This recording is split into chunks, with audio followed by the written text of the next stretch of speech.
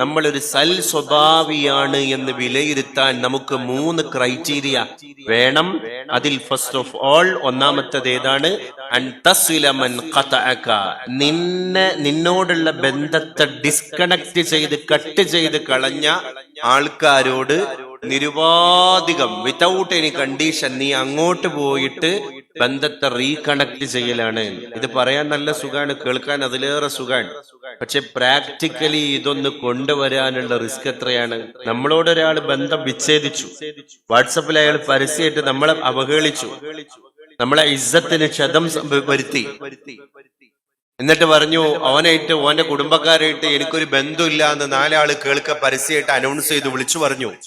അങ്ങനെയുള്ള ഒരു വ്യക്തിയുടെ അടുക്കലേക്ക് നമ്മൾ ബന്ധം വിളക്കി ചേർക്കാൻ വേണ്ടി അങ്ങോട്ട് പോകണമെങ്കിൽ നമ്മൾ എത്ര പാതാളത്തോളം താവണം. അതാ ഞാൻ പറഞ്ഞത്, ഇത് കേൾക്കാൻ സുഖാണ്, പറയാനും സുഖാണ്, പക്ഷെ ഇത് പ്രാക്ടിക്കലി കൊണ്ടുവരാൻ ഭയങ്കര ശ്രമകരമായൊരു കാര്യമാണ്. ലോകത്ത് ഇതിലും വലിയൊരു ബാലികേറാമല വേറെ ഉണ്ടാകില്ല. എന്നാ അങ്ങനെയൊക്കെ ഉള്ള ആൾക്കാരുണ്ട്.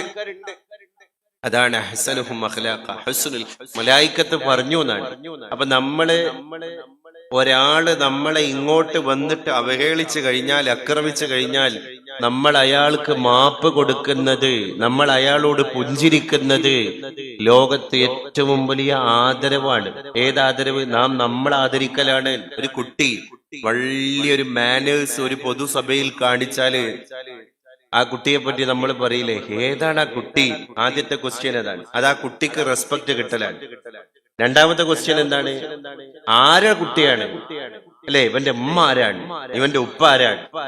ഇവന്റെ അച്ഛൻ ആരാണ്? ഇവന്റെ അമ്മയാരാണ്? ഇവന്റെ മാതാപിതാക്കൾ ആരാണ്? ആരുടെ മക്കളാ കുട്ടിയാണ് ഇത്? അപ്പൊ മാതാപിതാക്കൾക്കാണ് പിന്നെ അടുത്ത ക്രെഡിബിലിറ്റി പോകുന്നത്. അതാണ് ഇഫ് ദേ റെസ്പെക്ട് യു, മറ്റുള്ളവർ നിന്നെ ആദരിച്ചു കഴിഞ്ഞാൽ പ്ലീസ് റെസ്പെക്ട് ദം, അവരെ നമ്മൾ ആദരിക്കണം. ഇഫ് ദേ ഡിസ്റെസ്പെക്ട് യു, മറ്റുള്ളവർ നമ്മളെ അനാദരിച്ചു, അപ്പോഴും സ്റ്റിൽ റെസ്പെക്ട് ദം, നമ്മൾ തിരിച്ച് അവരെ ആദരിക്കണം. ഒരാള് നമ്മളെ അവഹേളിച്ചു, ഒരാൾ നമ്മളെ മോശക്കാരനായി ചിത്രീകരിച്ചു, വാട്സപ്പ് ഗ്രൂപ്പിൽ നമ്മളെ അവഹേളിച്ചു, സ്റ്റിൽ അപ്പോഴും നീ ചെയ്യേണ്ടത് റെസ്പെക്ട് ദം, അവരെ ആദരിക്കുക. ബിക്കോസ് കാരണം യു റെസ്പെക്ട് യുവർ സെൽഫ്, നീ ആദരിക്കുന്നത് നിന്നെയാണ്, നോട്ട് അതേഴ്സ്, വേറെ ആരെയല്ല.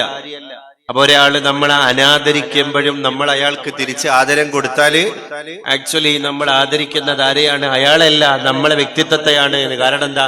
ആ രംഗം കണ്ട സഭ മുഴുവൻ പറയാണ്, എന്നാൽ ആ മനുഷ്യന്റെ ക്ഷമ ഒന്ന് അംഗീകരിച്ചു കൊടുത്തേ മതിയാകൂ. ആരെ പറ്റി? നമ്മളെ പറ്റി പറയാണ്. അപ്പൊ നമ്മൾ വേറൊരാളെ ആദരിക്കുന്നതിലൂടെ ആദരിക്കുന്നത് നമ്മളെ തന്നെയാണ്. അതാണ് അൻതസ്വില മൻ ഖതഅക. കേട്ടിരിക്കുന്ന സഹാബിയോട് പുണ്യ റസൂല് പറയാണ്, നിന്നോട് ബന്ധം മുറിച്ചു കളഞ്ഞ ഒരാളുടെ വീട്ടിലേക്ക് പോയി, അടുക്കലേക്ക് പോയിട്ട് നീ ആ ബന്ധത്തെ പുനഃസ്ഥാപിക്കലാണ്. അത് സ്വഭാവം നന്നായതിന്റെ തെളിവാണ്. രണ്ടാമത്തേത് അല്ലാഹുവിന്റെ റസൂല് പഠിപ്പിക്കുകയാണ്, നിനക്ക് വിലങ്ങിയ, നിനക്ക് നൽകാതെ തടഞ്ഞു വെച്ച ഒരാൾക്ക് നീ അങ്ങോട്ട് പോയി കൊടുക്കലാണ്. നമ്മുടെ വീടുകളിലൊക്കെ ചിലപ്പം അങ്ങനെയുള്ള ചർച്ചകൾ ഉണ്ടാകാം. ഏത് ചർച്ച? നമ്മളെ വീടുകളിൽ ഉണ്ടാകുന്ന ഒരു പ്രധാനപ്പെട്ട ചർച്ചയാണ്, ആ വീട്ടിൽ എന്തെങ്കിലും ഒരു ഫംഗ്ഷൻ ഉണ്ടാക്കുന്ന സമയത്ത് ആ വീട്ടുകാര് നമുക്കൊന്നും തന്നിട്ടില്ലല്ലോ, പിന്നെന്തിനാ നമ്മൾ അങ്ങോട്ട് കൊടുക്കുന്നത്?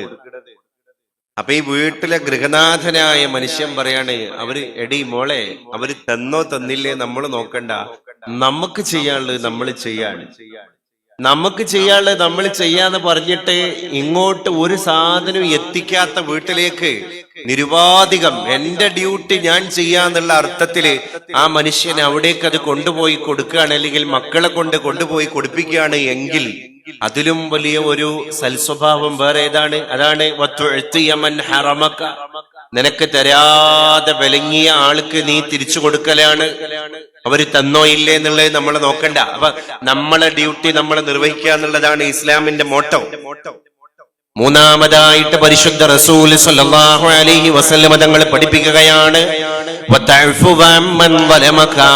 നിന്നെ ആക്രമിച്ച ഒരു മനുഷ്യനത് മാനസികമായ അക്രമമാവാം, ശാരീരികമായ അക്രമമാവാം, ഫിസിക്കലി മെന്റലി ഏതെങ്കിലും രീതിയിൽ നിന്നെ ഹറാസ് ചെയ്തതാവാം. അങ്ങനെയുള്ള ഒരു മനുഷ്യന് നീ മാപ്പ് കൊടുക്കലാണ്. പുണ്യ റസൂൽ സല്ലല്ലാഹു അലൈഹി വസല്ലം അത് ചെയ്തില്ലേ? അത് ചെയ്തല്ലോ. തായിഫിന്റെ മണ്ണിലേക്ക് പോയപ്പോ ഒരു ജനത ആക്രമിക്കാൻ, ആ ആക്രമിച്ച ജനതയെ നശിപ്പിക്കാൻ വേണ്ടി ജിബ്രീൽ അലൈഹിസ്സലാത്തു വസ്സലാം ചട്ടം കെട്ടിയിട്ട് പരിശുദ്ധ റസൂലുള്ളാഹിന്റെ അടുക്കലേക്ക് കയറി വരുമ്പോ അല്ലാഹുവിന്റെ റസൂൽ സല്ലല്ലാഹു അലൈഹി വസല്ലം അവിടെ മറുപടി പറയാണ്, അല്ലാഹുമ്മ ഗ്ഫിർ ലിഖൗമി ഫഇന്നഹും ലാ യഅലമൂൻ. അല്ലാഹുവേ തമ്പുരാനെ, എന്റെ ജനത എന്നെ ആക്രമിച്ചു എന്നുള്ളത് ശരിയാണ്, പക്ഷെ ഏത് പശ്ചാത്തലത്തിലാണ് റബ്ബേ അവരെന്നെ ആക്രമിച്ചത്? അവര് അറിവില്ലാത്ത ജനങ്ങളാണ് റബ്ബേ. അതുകൊണ്ട് അവർക്ക് നീ പുറത്തു കൊടുക്കണേ തമ്പുരാനെ. നമ്മളോട് അക്രമം കാണിച്ചൊരു മനുഷ്യന് നമ്മൾ തിരിച്ചു പുറത്തു കൊടുക്കലാണ് ദീൻ. ആ ദീനിനെ അതോടുകൂടെ ഉൾക്കൊള്ളാൻ, ആ ഒരു രീതിയിൽ മനസ്സിലാക്കാൻ നമുക്കൊക്കെ സാധ്യമാകണമെന്നാണ്. നമ്മളെ ഖൽബിന്റെ വിശാലത എത്രമാത്രം വർദ്ധിക്കുന്നോ അപ്പോഴാണ് മറ്റുള്ളവനെ സ്വീകരിക്കാൻ നമുക്കൊക്കെ കഴിയുള്ളൂ. വേറെ ഒരാളെ അയാളുടെ പോരായ്മയോടുകൂടെ സ്വീകരിക്കാൻ കഴിയണം. ഈ ഭാര്യ ഭർത്തൃ ബന്ധത്തിലൊക്കെ ഉണ്ടാകുന്ന കശ്മകശ് പ്രശ്നങ്ങള്, അസ്വസ്ഥതകള്, അസ്വാരസ്യങ്ങള്, അതിന്റെയൊക്കെ പ്രധാന കാരണം തന്നെ എന്താണ്? ഈ അഡ്ജസ്റ്റ്മെന്റിന്റെ കുഴപ്പമാണല്ലോ. What is quality time? അള്ളാഹുവിന്റെ ദീന് നമുക്ക് പറഞ്ഞൊരു ക്വാളിറ്റി ടൈം ഉണ്ട്. ഏതാണ്? ഒരു മനുഷ്യൻ ഭൂമിയിൽ ചെലവിടുന്ന ഏറ്റവും അമൂല്യമായ സമയം എന്ന് പറയുന്നത്, ആ അമൂല്യമായ സമയം തഹജ്ജുദ് നിസ്കരിക്കുന്ന സമയമല്ല. അപ്പൊ നമ്മുടെ നാടിനൊക്കെ പ്രതിനിധീകരിച്ച് ഹജ്ജ് ചെയ്യാൻ വേണ്ടി ഹാജിമാരും ഹാജമാരും ഒക്കെ മക്കയിലേക്ക് കടന്നുപോയി അവിടെ എത്തിച്ചേർന്നിരിക്കുക. അവര് ചെയ്യുന്ന തവാഫല്ല ലോകത്തെ ഏറ്റവും വലിയ ക്വാളിറ്റി ടൈം. അവര് ചെയ്യുന്ന സഅയല്ല, അവര് ഹജ്ജിന്റെ വേളയിൽ ചെയ്യുന്ന ആരാധനാ ചടങ്ങുകളല്ല, ഒരാൾ നോമ്പെടുക്കുന്നതല്ല, ഒരാൾ എഴുത്തിക്കാഫിരിക്കുന്നതല്ല. ക്വാളിറ്റി ടൈം എന്ന് പറഞ്ഞാൽ ഒരു അള്ളാഹു ബന്ധം ഹലാലാക്കി കൊടുത്ത ആണും പെണ്ണും, അഥവാ ഒരു ഭാര്യയും ഒരു ഭർത്താവും മുഖത്തോട് മുഖം നോക്കി സ്ക്രീൻ ഇല്ലാതെ ഓഫ് സ്ക്രീനായിട്ട് സംസാരിക്കലാണ്. ഇത് വാട്സപ്പ് വരുന്നതിന്റെ, ഫേസ്ബുക്ക് വരുന്നതിന്റെ, ട്വിറ്റർ വരുന്നതിന്റെ 1400 സംവത്സരങ്ങൾക്ക് മുമ്പ് പരിശുദ്ധ പ്രവാചക തിരുമേനി പറഞ്ഞു കൊടുക്കുകയാണ്, നിങ്ങൾ മുഖത്തോട് മുഖം നോക്കി സംവദിക്കലാണ്. ഇദാ നദറ ഇലൈഹ, അവൻ അവളുടെ കണ്ണിലേക്ക് നോക്കിയാൽ, വനദറത്ത് ഇലൈഹി, ഉടനെ തന്നെ അവള് അവന്റെ കണ്ണിലേക്കും നോക്കിയാൽ. ഇത് റസൂലുള്ളാഹിന്റെ ഹദീസാണ്. നദറല്ലാഹു ഇലൈഹി മാ നദറത റഹ്മ, മൂന്നാമനാകുന്ന തമ്പുരാൻ അവന്റെ കാരുണ്യത്തിന്റെ നോട്ടം അവരുടെ രണ്ടുപേരുടെയും ഖൽബിലേക്ക് കൊടുക്കുന്നതാണ്. ഫഇദാ അഖദ ബികഫിഹാ, ആ നോട്ടത്തിന്റെ കൂടെ തന്നെ അവളുടെ കൈവിരലുകൾക്കിടയിലേക്ക് അവന്റെ കൈവിരലുകളെ ചേർത്ത് കോർത്ത് പിടിച്ചു കഴിഞ്ഞാൽ തസാഖത്തത് ദുനൂബുഹുമാ, അവർ രണ്ടുപേരുടെയും പാപങ്ങൾ കൊഴിഞ്ഞു വീഴുന്നതാണ്. മിംബൈനി അസ്വാബിഅഹിമാ, ഏത് ആ ഭാര്യയുടെയും ഭർത്താവിന്റെയും രണ്ട് കൈവിരലുകളാണല്ലോ ചേർത്ത് പിടിച്ചത്. ആ കൈവിരലുകൾക്കിടയിലൂടെ അവരുടെ പാപങ്ങൾ ഉതിർന്നു വീഴുന്നതാണ് എന്ന് പുണ്യനബി സല്ലല്ലാഹു അലൈഹി വസല്ലമ തങ്ങൾ പറയാണ്.